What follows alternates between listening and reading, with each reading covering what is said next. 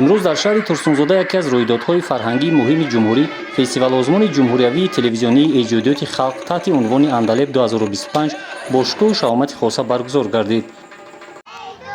дар ин чорабинӣ намояндагони вазорати фарҳанг ва ҳунармандони шинохта иштирок карданд. меҳмонон нахуст аз намоиши ҳунарҳои мардумии сокинони шаҳри турсунзода шинос шуданд. сипас дар толори кохи дӯстӣ чорабинӣ оғоз гардид. фестивал озмони Андалеб яке аз саҳнаҳои муҳим барои муаррифии дастовардҳои фарҳангии мардуми Тоҷикистон ба шумор меравад.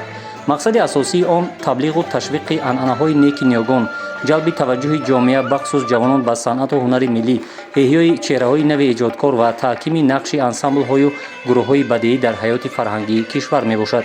дар доираи фестивал ҳунармандон аз гӯшаву канори шаҳри Турсунзода маҳорати хешро дар номинатсияҳои гуногун намоиш дода, аз ҷониби ҳайати доварон баҳои муносиб гирифтанд. воқеан фестивали Андалеб 2025 боз як маротиба собит месозад, ки фарҳанги миллӣ чун ҷузъи ҷудонопазири ҳастии миллат бояд пайваста пуштибонӣ ва ташвиқ гардад. ин гуна чорабиниҳо на танҳо фазои фарҳангиро ғанӣ месозанд, балки ҳамчун майдони кашфи истеъдодҳои наву умедбахш барои пешрафти минбаъдаи санъати тоҷик хидмат мекунанд.